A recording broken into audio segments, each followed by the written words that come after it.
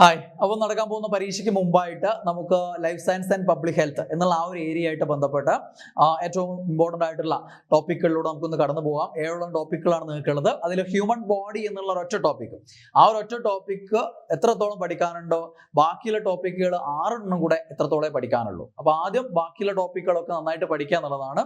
അപ്പോൾ മറ്റു ടോപ്പിക്കുകളിലൂടെയൊക്കെ നമുക്ക് കടന്നു പോകാം. വിറ്റാമിനും ധാതുക്കളും അവയുടെ അപര്യാപ്തത രോഗങ്ങളും എന്നുള്ളൊരു ടോപ്പിക് ഉണ്ട്. അവിടെ മിക്കവാറും ഒട്ടുമിക്ക എല്ലാ പരീക്ഷകളിലും ചോദ്യങ്ങൾ ഉണ്ടാവാറുണ്ട്. അപ്പൊ ആ ഏരിയകളിലെ ചോദ്യങ്ങൾ ഉറപ്പിക്കാൻ നമുക്കൊന്നൊരു ഓട്ടപ്രദക്ഷിണം നടത്താം.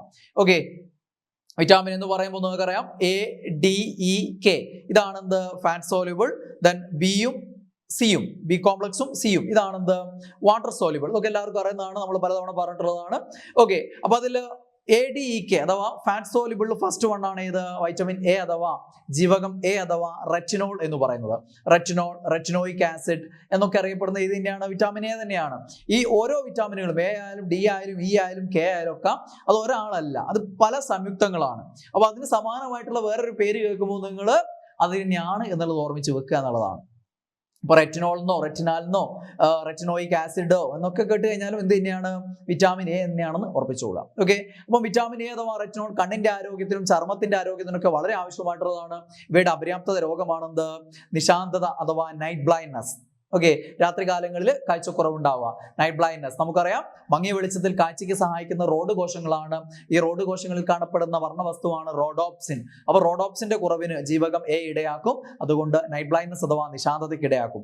മറ്റൊന്നാണ് സിറോഫ്താൽമിയ. സിറോഫ്താൽമിയ മീൻസ് കണ്ണ് വരണ്ടു പോവുക, കൃഷ്ണമണി വരണ്ടു പോവുക, അല്ലെ, കണ്ണിന് ഈർപ്പരഹിതമാവുന്ന അവസ്ഥയാണെന്ത് സിറോഫ്താൽമിയ. സിറോ മീൻസ് വരണ്ട എന്നാണ്, ഒഫ്താൽമിയ കണ്ണ് അറിയാലോ, ഒഫ്താൽമോളജി. സിറോഫ്താൽമിയ ഓർമ്മിക്കുക. പിന്നെ റയർ ആയിട്ട് പരീക്ഷയിൽ വരുന്നതാണ് കെരാറ്റോമലാഷ്യ, ബിറ്റോൺ സ്പോട്ട്, ഫ്രിനോഡർമ. ഓക്കെ, ഇതൊക്കെ വിറ്റാമിൻ എയുടെ കുറവ് കൊണ്ടുണ്ടാകുന്ന മറ്റു രോഗങ്ങളാണ്. കെരാറ്റോമലാസ്യ, ഓക്കെ, കെരാറ്റോപ്ലാസ്റ്റി, കോർണിയ മാറ്റിവെക്കൽ അറിയാം. ബിറ്റോൺ സ്പോട്ട്, ആളെ പേരാണ് ബിറ്റോട്ട്, കണ്ണിലൊരു കുത്തുപോലെ, വെള്ള കുത്തുപോലെ ഉണ്ടാവും, അതാണ് ബിറ്റോൺ സ്പോട്ട്. ഫ്രിനോഡർമ ഇതൊക്കെ എന്താണ്, വിറ്റാമിൻ എയുടെ അപര്യാപ്തത രോഗങ്ങളാണ്. ദെൻ ഫാറ്റ് സോലുബിൾ രണ്ടാമത്താണ് ഇത് വൈറ്റമിൻ ഡി അഥവാ calciferol. Calcitriol, okay, cholecalciferol, ergo calciferol, ഇങ്ങനെയൊക്കെ പല ടൈപ്പ് എന്തുണ്ട്, ജീവകം ഡി ഉണ്ട്. അപ്പൊ കാൽസിഫറോൾ എന്നുള്ള പേരാണ് നിങ്ങൾ ഓർമ്മിച്ച് വെക്കേണ്ടത്, ജീവകം ഡി കാൽസിഫറോൾ. വിറ്റാമിൻ ഡിയുടെ കുറവ് കൊണ്ട് കുട്ടികളിൽ ഉണ്ടാകുന്ന രോഗമാണ് റിക്കറ്റ്സ് അഥവാ കണ. ഒരു റിവിഷൻ പോലെ ഇങ്ങനെ പോകും, അതാണ് ഉദ്ദേശിക്കുന്നത് കേട്ടോ. റിക്കറ്റ്സ് അഥവാ കണ കുട്ടികളിൽ ഉണ്ടാവുന്നു. മുതിർന്നവരിലാണെങ്കിൽ എന്താണ്, ഓസ്റ്റിയോമലാഷ്യ. എന്താണ് osteomalacia. Keratomalacia vitamin A, osteomalacia vitamin D. Osteo എല്ലിനെ കുറിച്ചുള്ള പഠനമാണ് ഓസ്റ്റിയോളജി. അപ്പൊ ഓസ്റ്റിയോ വിറ്റാമിൻ ഡി, എല്ല്, പല്ല് എന്നിവയുടെ ആരോഗ്യത്തിന് ആവശ്യമാണ് ഇത് വൈറ്റമിൻ ഡി. അപ്പൊ ഓസ്റ്റിയോമലാഷ്യ ഓർമ്മിക്കുക. പിന്നെ ഓസ്റ്റിയോപോറോസിസ്, എന്താണ് വിറ്റാമിൻ ഡിയുടെ കുറവ് കൊണ്ട്, കാൽസ്യത്തിന്റെ കുറവ് കൊണ്ട് എല്ല് പൊടിയുന്ന അവസ്ഥയാണെന്ത്, ഓസ്റ്റിയോപോറോസിസ്. ഓർത്ത് വെക്കുക, ഓസ്റ്റിയോപോറോസിസ്. ദെൻ വൈറ്റമിൻ ഇ, ജീവകം ഇ അഥവാ ടോക്കോഫിറോൾ. എന്താണ് ടോക്കോഫിറോൾ, ടോക്കോട്രിയനോൾ. ഓക്കെ, അത് തന്നെ ആൽഫ, ബീറ്റ, ഗാമ എന്നൊക്കെയുള്ള പേരിലുണ്ട്. Alpha tocopherol, beta tocopherol, gamma tocopherol, ഇങ്ങനെയൊക്കെ ഉണ്ട് കേട്ടോ. അപ്പൊ അതില് ജീവകം ഇ ഓർമ്മിച്ച് വെക്കുക, ടോക്കോഫിറോൾ എന്നുള്ള പേര് ഓർമ്മിച്ച് വെക്കുക. ദെൻ പ്രത്യുൽപാദന ശേഷിക്കുറവ് അഥവാ വന്ധ്യതയ്ക്കിടയാക്കുന്നു. അതേപോലെ തന്നെ കുട്ടികളിലെ, നവജാത ശിശുക്കളിലെ ഹിമോലിറ്റിക് അനീമിയയ്ക്ക് കാരണവും എന്താണ്, ജീവകം ഇ ആണ്. ഓക്കെ, പൊതുവെ അനീമിയ എന്ന് ചോദിച്ചു കഴിഞ്ഞാൽ നമ്മൾ ഉത്തരം B9 ആണ്, ഫോളിക് ആസിഡിന്റെ കുറവ്. സാധാരണ ഉണ്ടാവുന്ന അനീമിയ അത് മെഗലോബ്ലാസ്റ്റിക് അനീമിയ ആണ്. ഇത് നവജാത ശിശുക്കളിലെ, ചെറിയ കുട്ടികളിലെ ഹീമോലിറ്റിക് അനീമിയയ്ക്ക് കാരണം ഏതാണെന്ന് ചോദിച്ചു കഴിഞ്ഞാൽ ജീവകം ഇ അഥവാ ടോക്കോഫിറോൾ ആണെന്ന് ഓർത്ത് വെക്കുക. Then fat soluble last one ജീവകം കെ ആണ്, ഫിലോക്വിനോൺ, മെനാക്വിനോൺ, ഇങ്ങനെയൊക്കെ ഉണ്ട്. ഇതാണ് ഓർമ്മിക്കേണ്ടത് കൂടുതലും, ഫിലോക്വിനോൺ. വിറ്റാമിൻ കെ അഥവാ ഫിലോക്വിനോൺ രക്തം കട്ട പിടിക്കാൻ ആവശ്യമായിട്ടുള്ള വൈറ്റമിൻ ആണ്. ബ്ലഡ് ക്ലോട്ടിങ്ങിന് സഹായിക്കുന്ന ആളാണ്. അതുകൊണ്ട് രക്തം കട്ട പിടിക്കാൻ കൂടുതൽ സമയം എടുക്കുന്ന അവസ്ഥയാണ് വിറ്റാമിൻ കെയുടെ കുറവ് കൊണ്ടുണ്ടാവുക. അതിനെ നമ്മൾ ഹെമറേജ് എന്ന് വിളിക്കും. ഹീമോഫീലിയ അല്ല, അത് വിറ്റാമിൻ കെയുടെ കുറവ് കൊണ്ടുണ്ടാവുന്നില്ല, അല്ലെ. അത് നമുക്കറിയാം, ഒരു പാരമ്പര്യ രോഗമാണ്. ഹിമോഫീലിയ, സിക്കിൾ സെൽ അനീമിയ ഒക്കെ പാരമ്പര്യ രോഗങ്ങൾ വരുന്നതാണ്. ഹിമോഫീലിയ മുറിവുണ്ടായി കഴിഞ്ഞാൽ അതിലൂടെ രക്തസ്രാവം തുടർച്ചയായിട്ട് ഉണ്ടാകുന്ന അവസ്ഥ തന്നെയാണ്. പക്ഷേ അത് എന്താണ്, പാരമ്പര്യ രോഗമാണ്, വിറ്റാമിൻ കെ ആയിട്ട് ബന്ധമുള്ളതല്ല. എന്നാൽ വിറ്റാമിൻ കെ അഥവാ ഫിലോക്വിനോന്റെ കുറവ് കൊണ്ടുണ്ടാകുന്നത് ഹെമറേജ് ആണ്, ഡിലേഡ് ബ്ലഡ് ക്ലോട്ടിംഗ് ആണ്, രക്തം കട്ടപിടിക്കാൻ കൂടുതൽ സമയമെടുക്കുന്ന അവസ്ഥയാണ്. അപ്പൊ ഇത്രയും ഫാറ്റ് സോല്യൂബിളിനെ കുറിച്ച് അറിഞ്ഞിരിക്കുക. ദെൻ വാട്ടർ സോല്യൂബിൾ വൈറ്റമിൻ എന്ന് പറയുമ്പോൾ വൈറ്റമിൻ സിയും ബി കോംപ്ലക്സുമാണ്. സി എന്ന് പറയുമ്പോൾ അസ്കോർബിക് ആസിഡ് ആണ്. വിറ്റാമിൻ സി അഥവാ അസ്കോർബിക് ആസിഡ്. അസ്കോർബിക് ആസിഡിന്റെ കുറവ് കൊണ്ടാണ് എന്തുണ്ടാവുന്നത്? സ്കർവി ഉണ്ടാവുന്നത് അല്ലെ. നാവികരുടെ പ്ലാഗ് എന്നറിയപ്പെടുന്ന, സെയിലേഴ്സ് പ്ലാഗ് എന്നറിയപ്പെടുന്ന രോഗമാണ് ഇത് സ്കർവി. വിറ്റാമിൻ സിയുടെ കുറവാണ്, അസ്കോർബിക് ആസിഡിന്റെ കുറവാണ്. സിട്രസ് ഫ്രൂട്ടുകളിലാണ് കൂടുതലായിട്ട് അടങ്ങിയിരിക്കുക. പുളിരസമുള്ള സിട്രിക് ആസിഡ് അല്ലെ, സിട്രസ് ഫ്രൂട്ടുകളിലാണ്. നാരങ്ങ പോലെയുള്ള, നെല്ലിക്ക പോലെയുള്ള ഫ്രൂട്ട്സുകളിൽ എന്തുണ്ടാവും? വിറ്റാമിൻ സി കൂടുതലായിട്ട് അടങ്ങിയിട്ടുണ്ടാവും. അപ്പൊ സ്കർവി ഉള്ള ആളുകളിൽ എന്താണ് വേണ്ടത്? സിട്രസ് ഫ്രൂട്ട്സ് ആണ് കൂടുതലായിട്ട് ഭക്ഷണത്തിൽ ഉൾപ്പെടുത്തേണ്ടതെന്നൊക്കെയുള്ള രീതി പരീക്ഷ വരാറുണ്ട്. അപ്പൊ നാവികരുടെ പ്ലേഗ് സ്കർവിയാണ്, വിറ്റാമിൻ സിയുടെ കുറവാണ്. ദെൻ ബി കോംപ്ലക്സിൽ പ്രധാനപ്പെട്ട വേണ്ട കാര്യങ്ങളാണ്. ഒന്ന് ജീവകം B1 അഥവാ തയാമിൻ. B1 അഥവാ തയാമിൻ. B1 ബെറിബെറിക്ക് കാരണമാകുന്നു എന്ന് പഠിച്ചു വെച്ചല്ലേ. അതൊന്നുകൂടെ ഇത്തിരി ഡെപ്തിൽ ചോദിക്കുകയാണെങ്കിൽ പല ടൈപ്പ് ബെറിബെറി ഉണ്ടാവും, ഓർത്ത് വെച്ചാൽ മതി. ഇൻഫാന്റൈൽ ബെറിബെറി കുട്ടികൾ ഉണ്ടാവും, infantile beriberi. Dry beriberi, dry beriberi. Wet beriberi, wet എന്താണ്? നനവുള്ള, ഈർപ്പമുള്ള എന്നുള്ളതാണ്. ലിംഫ് കൂടെ ഉണ്ടാവും, അതുകൊണ്ടാണ് നീര് വെച്ച് തടിക്കും. അതുകൊണ്ട് വെറ്റ് ബെറിബെറി എന്ന് പറയും. ഇത് ഡ്രൈ ആണ്. ഓക്കെ, അപ്പൊ ഇതൊക്കെ ബെറിബെറിയുടെ ടൈപ്പ് തന്നെയാണ് കേട്ടോ. Infantile beriberi, dry beriberi, wet beriberi. ഇതിനൊക്കെ കാരണം ജീവകം B1 അഥവാ തയാമിൻ ആണ്. ദെൻ ജീവകം B2 അഥവാ റൈബോഫ്ലാവിൻ. B2 അഥവാ റൈബോഫ്ലാവിൻ ആണ്. വായിലെ പുണ്ണിനൊക്കെ കാരണമാകുന്നത് പ്രധാനമായിട്ടും ഏതാണ് ചോദിച്ചു കഴിഞ്ഞാൽ B2 ആണ്. B2 അഥവാ റൈബോഫ്ലാവിന്റെ കുറവ് കൊണ്ടാണ് വായിൽ പുണ്ണുണ്ടാവുന്നത് അല്ലെ. മൗത്ത് അൾസറിന് കാരണമാകുന്നു. അതേപോലെ തന്നെ ആംഗുലർ സ്റ്റൊമറ്റൈറ്റിസ്, രണ്ടു ഭാഗവും വിണ്ടുകീറുന്ന പോലെയുള്ള ആംഗുലർ സ്റ്റൊമറ്റൈറ്റിസ് എന്ന് പറയും. ആംഗുലർ സ്റ്റൊമറ്റൈറ്റിസിന് കാരണം ജീവകം B2 റൈബോഫ്ലാവിൻ ആണ്. ദെൻ ഗ്ലോസൈറ്റിസ് നാവിനുണ്ടാവുന്ന അണുബാധയാണ് ഗ്ലോസൈറ്റിസും ജീവകം B2ന്റെ കുറവ് കൊണ്ടുണ്ടാവാം. അപ്പൊ ഇതൊക്കെ B2 അഥവാ റൈബോഫ്ലാവിന്റെ കുറവ് കൊണ്ടാണ്. ദെൻ B3 അഥവാ നിയാസിൻ അഥവാ നിക്കോട്ടിനിക് ആസിഡ്. നിയാസിൻ എന്നറിയപ്പെടും, നിക്കോട്ടിനിക് ആസിഡ് എന്നറിയപ്പെടുന്നതും ഏതാണ്? B3 ആണ്. B3യുടെ കുറവ് കൊണ്ടുണ്ടാകുന്ന രോഗമാണ് പെല്ലഗ്ര. ഏതാണ്? പെല്ലഗ്ര. 3D disease. 3D 3 ഡികളുടെ രോഗം എന്നറിയപ്പെടുന്ന രോഗമാണ് പെല്ലഗ്ര. 4 ഡികളുടെ രോഗം എന്നും ഇത് അറിയപ്പെടുന്നുണ്ട് കേട്ടോ. അതായത് ചർമ്മത്തെ ബാധിക്കുന്ന ഡെർമറ്റൈറ്റിസ് ഉണ്ടാവും, തലച്ചോറിനെ ബാധിക്കുന്ന ഡിമെൻഷ്യ ഉണ്ടാവും, ദെൻ ദഹനേന്ദ്രിയ വ്യവസ്ഥയെ ബാധിക്കുന്ന ഡയറിയ ഉണ്ടാവും. അതുകൊണ്ട് 3 ഡികളുടെ രോഗം ഇതെല്ലാം കൂടെ ഒരുപക്ഷെ ഡെത്തിലേക്ക് നയിച്ചേക്കാം. അതുകൊണ്ട് 4D ഡിസീസ് എന്നൊക്കെ എന്തറിയപ്പെടുന്നുണ്ട്? B3 ഉണ്ടാക്കുന്ന പെല്ലഗ്ര അറിയപ്പെടുന്നുണ്ട്. Okay, dermatitis, dementia, diarrhoea, 3D plus death, 4D disease. Okay, then B3 കഴിഞ്ഞാൽ പിന്നെ B4ഉം B5ഉം അങ്ങനെ പരീക്ഷയിൽ വരാറില്ല. B5 പിന്നെയും വല്ലപ്പോഴും വന്നിട്ടുണ്ട്. Pantothenic acid. എന്താണ്? പാൻറ്റോതെനിക് ആസിഡ് ആണ്. പരസ്തേഷ്യ എന്ന രോഗത്തിന് കാരണമാവുന്നത് B5 അഥവാ പാൻറ്റോതെനിക് ആസിഡ് ആണ്. വിറ്റാമിൻ B5 അഥവാ പാൻറ്റോതെനിക് ആസിഡ് ആണ് പരസ്തേഷ്യക്ക് ഇടയാക്കുന്നത്. ദെൻ B6 പിറിഡോക്സിൻ മാനസിക സമ്മർദ്ദങ്ങൾക്കിടയാക്കും, അപസ്മാരത്തിനിടയാക്കും, ആങ്ഷിറ്റി, ഉത്കണ്ഠ, ഇതിനൊക്കെ ഇടയാക്കുന്നത് B6 അഥവാ പിറിഡോക്സിന്റെ കുറവാണ്.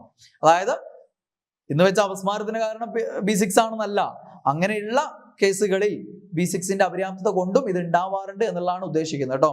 ഇത്തരം സന്ദർഭങ്ങൾ ആങ്ഷിറ്റി കൊണ്ടുണ്ടാവുന്ന വിഷയങ്ങളൊക്കെ B6ന്റെ കുറവ് കൊണ്ടും ഉണ്ടാവാറുണ്ട്. ദെൻ B7 ബയോട്ടിൻ ആണ്. B7 അഥവാ ബയോട്ടിൻ ആണ്. വൈറ്റമിൻ H എന്നാണ് അറിയപ്പെടുന്നത്. ഹെയർ വൈറ്റമിൻ, മുടി കൊഴിച്ചിലിനിടയാക്കുന്നത് B7ന്റെ കുറവാണ്. അപ്പം ഹെയർ വൈറ്റമിൻ എന്നറിയപ്പെടുന്ന ഏതാണ്? B7 അഥവാ ബയോട്ടിൻ ആണ്. ദെൻ ജീവകം B9 അഥവാ ഫോളിക് ആസിഡ് മെഗലോബ്ലാസ്റ്റിക് അനീമിയക്ക് ഇടയാക്കുന്നു. ഫോളിക് ആസിഡ്, IFA ടാബ്ലറ്റുകൾ കിട്ടില്ലേ, അയൺ ഫോളിക് ആസിഡ്. ഓക്കെ, അപ്പം അതിലടങ്ങിയിരിക്കുന്നത് എന്താണ്? B9 ആണ്, ഫോളിക് ആസിഡ് ആണ്. മെഗലോബ്ലാസ്റ്റിക് അനീമിയക്ക് ഇടയാക്കുന്നു. സാധാരണ കൂടുതലും പരീക്ഷകളിൽ വരുന്ന അനീമിയ എന്ന് മാത്രം ചോദിക്കുന്ന, വിളർച്ച എന്ന് മാത്രം ചോദിക്കുമ്പോൾ ഉത്തരമായിട്ട് നിങ്ങൾ B9 അഥവാ ഫോളിക് ആസിഡ് പറയണം. ദെൻ B12 സയനോകൊബാലമൈൻ ആണ്. എന്താണ്? സയനോകൊബാലമൈൻ. ജീവകം B12 അഥവാ സയനോകൊബാലമൈൻ ആണ്. പെർനീഷ്യസ് അനീമിയക്ക് കാരണമാവുന്നു. പെർനീഷ്യസ് അനീമിയക്ക് കാരണം ഏതാണ്? B12 സയനോകൊബാലമൈൻ ആണ്. ഇനി ഇത് രണ്ടും പ്രത്യേകം ശ്രദ്ധിക്കുക. മെഗലോബ്ലാസ്റ്റിക് അനീമിയ എന്ന് ചോദിച്ചിട്ട് B9 കൊടുത്തിട്ടില്ല, B12 മാത്രമേ ഉള്ളൂ എങ്കിൽ അത് ഉത്തരം എഴുതണം. പെർനീഷ്യസ് അനീമിയ ചോദിച്ചിട്ട് B12 കൊടുത്തിട്ടില്ല, B9 മാത്രമേ ഉള്ളൂ എങ്കിൽ അത് ഉത്തരം എഴുതണം. ഇതാണെങ്കിൽ ഇതാണ് കറക്റ്റ് ആൻസർ. അതില്ല എങ്കിൽ ഞാൻ ഈ പറഞ്ഞ പോലെ ഇതിൽ ഏതാണോ ഉള്ളത് അത് പ്രത്യേകം എഴുതണം. ഓക്കെ. ഇനി B12 കാരണമാകുന്ന ഡാഷ് ആണ്, പെർനീഷ്യസ് അനീമിയക്ക് കാരണമാകുന്ന ഡാഷ് ആണ് B12, B9. ഇവ രണ്ടും എന്നുണ്ടെങ്കിൽ ഇവ രണ്ടും എന്ന് എഴുതണം.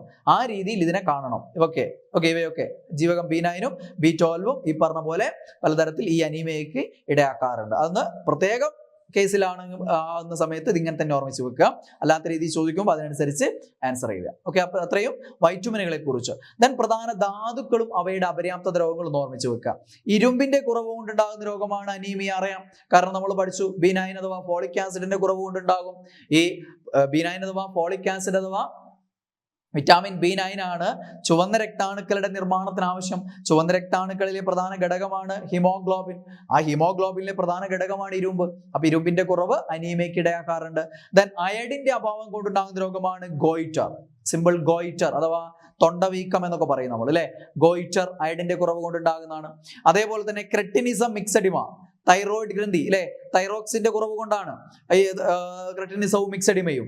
ആ തൈറോയിഡ് ഹോർമോണുകളുടെ നിർമ്മാണത്തിന് ആവശ്യമായിട്ടുള്ള മൂലകമാണ് അയഡിൻ.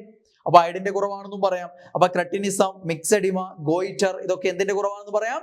അയഡിന്റെ കുറവ് കൊണ്ടുണ്ടാകുന്ന രോഗങ്ങളാണെന്ന് പറയാം. ദെൻ ജനനേന്ദ്രിയ വളർച്ചക്കുറവിന് എന്തിടയാക്കും? സിങ്കിന്റെ കുറവ് ഇടയാക്കാറുണ്ട്. സിങ്ക് എന്ന ധാതുവിന്റെ കുറവ് ജനനേന്ദ്രിയ വളർച്ചക്കുറവിന് ഇടയാക്കാറുണ്ട്. അതേപോലെ ഫ്ലൂറിന്റെ കുറവ് കൊണ്ട് ദന്തക്ഷയം വരാറുണ്ട്. ഫ്ലൂറിന്റെ അപര്യാപ്ത രോഗമായിട്ട് ദന്തക്ഷയം, പല്ലിന്റെ ആരോഗ്യത്തിന് വളരെ ആവശ്യമാണെന്ത്? ഫ്ലൂറിൻ. അപ്പൊ ഫ്ലൂറിന്റെ കുറവ് ദന്തക്ഷയത്തിന് ഇടയാക്കാറുണ്ട്. അതേപോലെ തന്നെ കാൽസ്യത്തിന്റെയും ഫോസ്ഫറസിന്റെയും കുറവ് കൊണ്ട് ടെറ്റനി, ഓസ്റ്റിയോപോറോസിസ് പോലെയുള്ള രോഗങ്ങൾ ഉണ്ടാവാറുണ്ട്. ടെറ്റനി, അല്ലെ, പാരാതെർമോൺ ഹോർമോണുമായി ബന്ധപ്പെട്ടിരിക്കുന്നുണ്ട്. അത് കാൽസ്യമായിട്ട് ബന്ധപ്പെട്ടതാണല്ലോ. അപ്പൊ കാൽസ്യത്തിന്റെ കുറവാണെന്ന് പറയാം. അല്ലെങ്കിൽ ഫോസ്ഫറസിന്റെ കുറവ് കൊണ്ടൊക്കെ ടെറ്റനിയും അതേപോലെ ഓസ്റ്റിയോപോറോസിസ് പോലെയുള്ള രോഗങ്ങൾ ഉണ്ടാകാറുണ്ട്. ദെൻ സോഡിയത്തിന്റെ കുറവാണ് ഹൈപ്പോനാട്രീമിയ. ഹൈപ്പോ മീൻസ് കുറവ് എന്നുള്ള അർത്ഥമാണ്. നാട്രിയം എന്താണ്? സോഡിയം. Kalium, potassium. അപ്പൊ ഹൈപ്പോകാലീമിയ പൊട്ടാസ്യത്തിന്റെ കുറവാണ്, ഹൈപ്പോനാട്രീമിയ സോഡിയത്തിന്റെ കുറവാണെന്ന് പറഞ്ഞിരിക്കും. അപ്പൊ ഇത്രയും എന്താണ്? വൈറ്റമിൻസും ധാതുക്കളും അവയുടെ അപര്യാപ്തത രോഗങ്ങൾ അറിഞ്ഞിരിക്കുക. പിന്നെ മറ്റൊരു പ്രധാന ടോപ്പിക്കാണ് രോഗങ്ങളും രോഗകാരികളും. ഇത് കംപ്ലീറ്റ് ഒക്കെ ആയിട്ട് നമ്മൾ പലതവണ എടുത്തിട്ടുണ്ട്. നിങ്ങൾ യൂട്യൂബിൽ തന്നെ നിങ്ങൾക്ക് വിശദമായിട്ടുള്ള വീഡിയോ കാണണമെങ്കിൽ നിങ്ങൾ നോക്കിയാൽ മതി, നിങ്ങൾക്ക് കാണാം. ഓരോ രോഗങ്ങളും, ബാക്ടീരിയ, വൈറസ്, ഫംഗസ്, പ്രോട്ടോസോവ, വിശദമായിട്ട് ഓരോന്നിനെ പറ്റിയും നമ്മൾ ക്ലാസ് എടുത്തിട്ടുണ്ട്. ഇപ്പൊ ഇവിടെ ഏറ്റവും ഇമ്പോർട്ടന്റ് ആയിട്ടുള്ള ചോദിക്കാൻ സാധ്യതയുള്ളത് SCERT-യിൽ പാഠപുസ്തകങ്ങളിലുള്ളത്, ഹയർ സെക്കൻഡറിയിൽ വരെ ഉള്ളതായിട്ട് പാഠപുസ്തകത്തിൽ കൊടുത്തിട്ടുള്ള രോഗങ്ങളുടെ പേര് മാത്രം. അതെന്തായാലും അറിഞ്ഞിരിക്കുക. അത് ഉറപ്പായിട്ട് പരീക്ഷയിൽ വരുന്നത് അതാണ്, കൂടുതൽ ആവർത്തിച്ചുകൊണ്ടിരിക്കുന്നതാണ്. അപ്പൊ അത്രയും മാത്രം ഓർമ്മിക്കുക. മറ്റും നമ്മൾ കോഡൊക്കെ ഉപയോഗിച്ചിട്ട് വിശദമായിട്ട് പഠിച്ചിട്ടുണ്ട്. ഇതിൽ ഇപ്പോൾ നിങ്ങളുടെ പരീക്ഷയിൽ വരാൻ സാധ്യതയില്ല ഇതൊക്കെയാണ്. എലിപ്പനി ബാക്ടീരിയ ആണെന്ന് ഓർമ്മിക്കുക. അറിയാലോ, ഒരുവിധം നമ്മൾ കേട്ട് പരിചയമുള്ള പനികളൊക്കെ വൈറസ് ആയിരിക്കും. പക്ഷെ എലിപ്പനി എന്താണ്? ബാക്ടീരിയ ആണ്. മലമ്പനി എന്തുമാണ്? പ്രോട്ടോസോവയാണ്. അത് പ്രത്യേകം ഓർമ്മിച്ച് വെക്കുക. എലിപ്പനി, ഡിഫ്തീരിയ, ക്ഷയം, കുഷ്ഠം ഇതൊക്കെ ബാക്ടീരിയകളാണ്. ഇതൊക്കെ പരീക്ഷയിൽ വരുന്നതാണ് കൂടുതലും. കാരണം എന്താ? SCERT-യിൽ കൊടുത്തിട്ടുള്ളത് ഇത് വളരെ കുറച്ച് മാത്രമാണ്. എലിപ്പനി, ഡിഫ്തീരിയ, ക്ഷയം, കുഷ്ഠം, കോളറ. ഏതാണ്? കോളറ ബാക്ടീരിയ ആണ്. ടെറ്റനസ്, ലോക്ജോ രോഗം എന്നറിയപ്പെടുന്ന ടെറ്റനസിന് കാരണം ബാക്ടീരിയ ആണ്. സിഫിലിസ് എന്ന ലൈംഗിക രോഗത്തിന് കാരണം STD ആണ്, സെക്ഷലി ട്രാൻസ്മിറ്റഡ് ഡിസീസ് ആണ്. സിഫിലിസിന് കാരണം ബാക്ടീരിയ ആണ്. ഗൊണേറിയ എന്ന രോഗത്തിന് കാരണം ബാക്ടീരിയ ആണ്. ക്ലാമിഡിയാസിസ് ബാക്ടീരിയ ആണ്. പ്ലാഗ് ബാക്ടീരിയ ആണ്. ഇത്രയാണ് ഹയർ സെക്കൻഡറി വരെയുള്ള പാഠപുസ്തകങ്ങളിൽ ബാക്ടീരിയ ആയിട്ട് ബന്ധപ്പെട്ട് കൊടുത്തിട്ടുള്ള പേരുകൾ. അതുകൊണ്ട് തന്നെ ഇതാണ് ഇപ്പൊ ഏറ്റവും കൂടുതൽ ആവർത്തിക്കുന്നത്. എലിപ്പനി, ഡിഫ്തീരിയ, ക്ഷയം, കുഷ്ഠം ഇതൊക്കെ ബാക്ടീരിയ എന്ന് ഓർമ്മിക്കുക. കോളറ, ടെറ്റനസ് ബാക്ടീരിയ ആണ്. സിഫിലിസ്, പിന്നെ ഗൊണേറിയ. എന്താണ്? ഗൊണേറിയ. ഇത് രണ്ടും STD-യിൽ വരുന്നതാണ്, സെക്ഷലി ട്രാൻസ്മിറ്റഡ് ഡിസീസ് ആണ്. അതേപോലെ തന്നെ ക്ലാമിഡിയാസിസും അങ്ങനെ തന്നെയാണ്. ക്ലാമിഡിയാസിസ്, പ്ലാഗ് ഇതൊക്കെ എന്താണ്? ബാക്ടീരിയ ആണ്. ഇപ്പൊ ഇത്രയും മാത്രമേ നോക്കുന്നുള്ളൂ. ബാക്കിയുള്ളൊക്കെ നമ്മൾ വിശദമായിട്ട് പഠിച്ചിട്ടുള്ളതാണേ. ഓക്കെ. ദെൻ വൈറൽ ഡിസീസിൽ PSC ഇപ്പൊ കൂടുതലും ആവർത്തിക്കുന്നത് SCERT-ൽ +2 വരെയുള്ള ഈ കാര്യങ്ങളാണ്. അതിൽ വരുന്ന ഏതൊക്കെയാണ് കൊടുത്തിരിക്കുന്നത്? എയ്ഡ്സ്. എയ്ഡ്സ് എന്താണ്? വൈറസ് ആണ്. നിപ്പ വൈറസ് ആണ്, എല്ലാവർക്കും അറിയാം. ഹെപ്പറ്റൈറ്റിസ് വൈറസ് ആണ്. ഏതാണ്? ഹെപ്പറ്റൈറ്റിസ് വൈറസ് ആണ്. ഡെങ്കിപ്പനി വൈറസ് ആണ്, അല്ലെ, അറിയാലോ, ഡെങ്കിപ്പനി. പോളിയോമൈലിറ്റിസ്, പിള്ളവാദം, പോളിയോമൈലിറ്റിസ് എന്നാണ് അതിന്റെ ഫുൾ നെയിം. വസൂരി, സ്മോൾ പോക്സ് അഥവാ വസൂരി. Chicken pox. പിന്നെ അഞ്ചാം പനി അഥവാ മീസിൽസ്. റുബല്ല അഥവാ ജർമ്മൻ മീസിൽസ്. റുബല്ല എന്ന് പറഞ്ഞാൽ ജർമ്മൻ മീസിൽസിന്റെ മറ്റൊരു പേരാണെന്ത്? റുബല്ല. അതൊക്കെ ഇമ്പോർട്ടന്റ് ആണ്, പലതവണ ചോദിച്ചിട്ടുള്ളതാണ്. റാബേസ്, പേവിഷബാധ അഥവാ റാബേസ്. പിന്നെയോ genital herpes. Herpes, genital herpes മാത്രമല്ല, അത് അവിടെ പാഠത്തെ പുസ്തകത്ത് പറഞ്ഞു അങ്ങനെ ചേർത്തുന്നേ ഉള്ളൂ. ഹെർപ്പിസ് എന്താണ്? വൈറസ് ആണ്. ഹെർപ്പിസ് വൈറസ് ആണ്, HSV ആണ്. ഹെർപ്പിസ് സിംപ്ലക്സ് വൈറസ് ആണ്. ദെൻ ഇൻഫ്ലുവൻസ, സാധാരണ പകർച്ചപ്പനി, ഇൻഫ്ലുവൻസ വൈറസ് ആണ്. മുണ്ടിനീര്, മംസ് അഥവാ മുണ്ടിനീര് വൈറസ് ആണ്. ഇതൊക്കെ വൈറൽ ഡിസീസിൽ ഇപ്പോൾ ഏറ്റവും കൂടുതൽ ആവർത്തിക്കുന്ന സാധനങ്ങളാണ്. എയ്ഡ്സ്, നിപ്പ, ഹെപ്പറ്റൈറ്റിസ്, ഡെങ്കിപ്പനി, പോളിയോമൈലൈറ്റിസ്, വസൂരി, ചിക്കൻ പോക്സ്, അഞ്ചാം പനി അഥവാ മീസിൽസ്, ജർമ്മൻ മീസിൽസ് അഥവാ റുബല്ല, പിന്നെയോ റാബീസ്, ഹെർപ്പിസ്, ഇൻഫ്ലുവൻസ, മുണ്ടിനീര്, ഇതൊക്കെ വൈറൽ ഡിസീസിന് ഉദാഹരണങ്ങളായിട്ട് ഇപ്പൊ പാഠപുസ്തകത്തിലുള്ളത് ഇത്രയുമാണ്. ദെൻ പ്രൊട്ടോസോവ. പ്രൊട്ടോസോവ പരത്തുന്ന രോഗങ്ങൾ ഉദാഹരണമാണ് മലേറിയ അഥവാ മലമ്പനി. മലേറിയ അഥവാ മലമ്പനി പ്രൊട്ടോസോവയാണ്. അമീബിയാസിസ്, അമീബ പ്രൊട്ടോസോവയിൽ വരുന്ന ഓർത്ത് വെച്ച് കഴിഞ്ഞാൽ അമീബിയാസിസും അഥവാ amoebic dysentery, amoebiasis, amoebic dysentery. ഇനി എന്താണ് നമ്മുടെ അമീബിക് മസ്തിഷ്ക ജ്വരം ഉണ്ടല്ലോ, അമീബിക് മസ്തിഷ്ക ജ്വരം. ഇതൊക്കെ എന്താണ്? പ്രൊട്ടോസോവയിൽ വരുന്നതാണ്. കാരണം അമീബിക് മസ്തിഷ്ക ജ്വരം ഇപ്പൊ ഏറ്റവും കൂടുതൽ ചർച്ച ചെയ്യുന്നല്ലേ, അത് പ്രൊട്ടോസോവയാണ് ഉണ്ടാക്കുന്നത്. അമീബ പ്രൊട്ടോസോവ എന്ന കാറ്റഗറിയിലാണ് വരിക. ഓക്കെ, അപ്പൊ അമീബിക് ഡിസെൻട്രി. പിന്നെ അസ്കാറിയാസിസ്, അസ്കാറിസ് ലൂബ്രിക്കോയിഡൻസ് എന്ന വിരകളാണ് എന്തുണ്ടാക്കുന്നത്? അസ്കാറിയാസിസ് ഉണ്ടാക്കുന്നത്. ഇതിവിടെയല്ല കേട്ടോ, അസ്കാറിയാസിസ് ടൈപ്പ് ചെയ്യുന്ന സമയത്ത് അങ്ങോട്ടായപ്പോഴാണ്. അസ്കാറിസ് ലൂബ്രിക്കോയിഡൻസ് എന്ന ഒരു തരം പ്രത്യേകതരം വിരകളാണ് എന്തുണ്ടാക്കുന്നത്? ഈ അടുത്തതിൽ വരുന്നതാണ് അസ്കാറിയാസിസ് കോമ മന്ത്, അസ്കാറിയാസിസ് കോമ മന്ത് അഥവാ ഫിലേറിയാസിസ്. എന്താണ്? ഫിലേറിയ വിരകളാണ് മന്ത് രോഗത്തിന് കാരണം. ദെൻ അസ്കാറിയാസിന് കാരണം അസ്കാറിസ് ലൂബ്രിക്കോയിഡൻസ് എന്ന പ്രത്യേകതരം വിരകളാണ്. പ്രത്യേകം ഓർമ്മിച്ചു വെക്കുക കേട്ടോ. അപ്പൊ അസ്കാറിയാസിസ്, ഫിലേറിയാസിസ് അഥവാ മന്ത്, ഇതൊക്കെ എന്താണ്? വിരകളാണെന്ന് ഓർത്തു വെക്കുക, വിരകളാണ്. ഈ ഫിലേറിയാസിസ് ആണ് എലിഫന്റിയാസിസ് എന്ന് വിളിക്കുക. ആനയുടെ കാല് പോലെ വീർത്ത കാലായതുകൊണ്ട് എലിഫന്റിയാസിസ് എന്ന് വിളിക്കും. ദെൻ വട്ടച്ചൊറി അഥവാ റിംഗ് വർം, വട്ടച്ചൊറി അഥവാ റിംഗ് വർം. അത്ലറ്റ്സ് ഫുട്ട് കാലിന്റെ ഇടയിലൊക്കെ ഉണ്ടാവുന്ന അസുഖങ്ങളാണ്, ഫംഗസ് കൊണ്ടുണ്ടാവുന്നതാണ് അത്ലറ്റ്സ് ഫുട്ട്. പിന്നെ താരൻ, ഇതൊക്കെ എന്താണ്? ഫംഗസ് ബാധയ്ക്ക് ഉദാഹരണങ്ങളാണ്. ഇതാണ് വട്ടച്ചൊറി, അത്ലറ്റ്സ് ഫുട്ട്, താരൻ, ഇതൊക്കെ ഫംഗസ് ആണ്. അതേപോലെ പരീക്ഷയിൽ ചോദിക്കുന്ന മറ്റൊന്നാണ് കാൻഡിഡിയാസിസ്, കാൻഡിഡ ആൽബിക്കൻസ് എന്ന ഫംഗസുകളാണ്. കാൻഡിഡിയാസിന് കാരണവും ഫംഗസ് ആണ്. ഇത്രയാണ് സ്ഥിരം കൂടുതൽ പരീക്ഷയിൽ വന്നുകൊണ്ടിരിക്കുന്നത്. ഈ കൊടുത്തിരിക്കുന്നതൊക്കെ എന്തിൽ വന്നിരിക്കുന്നതാണ്? SCERT കൊടുത്തിരിക്കുന്ന സാധനങ്ങളാണെന്ന് പ്രത്യേകം ഓർത്തു വെക്കുക. ഓക്കെ, ഇനി അടുത്ത ടോപ്പിക് ജീവിതശൈലി രോഗങ്ങളാണ്. മൂന്നാമത്തെ ഒരു ടോപ്പിക്കാണ്. നമ്മൾ അവിടെ 7 ടോപ്പിക്കാണല്ലോ നമ്മൾ പറഞ്ഞത്. അപ്പൊ അതിൽ മൂന്നാമത്തെ ടോപ്പിക്ക് ജീവിതശൈലി രോഗങ്ങളാണ്. ആ ക്രമത്തിലല്ല, ക്രമത്തിലാണെങ്കിൽ ജീവകങ്ങൾ, അപര്യാപ്ത രോഗങ്ങൾ, രോഗകാരികളും ഇങ്ങനെ 7 ടോപ്പിക്കാണ് അവിടെ വെച്ചിരിക്കുന്നത്. അപ്പൊ അതിൽ മൂന്നാമത്തെ ടോപ്പിക്കാണ് നമ്മളിപ്പോൾ ജീവിതശൈലി രോഗങ്ങൾ. വളരെ കുറച്ച് പഠിക്കാനുള്ളൂ, പക്ഷെ എളുപ്പത്തിൽ നമുക്ക് ചോദ്യം ഉറപ്പിക്കാവുന്ന ഒരു ഏരിയ ആണ്.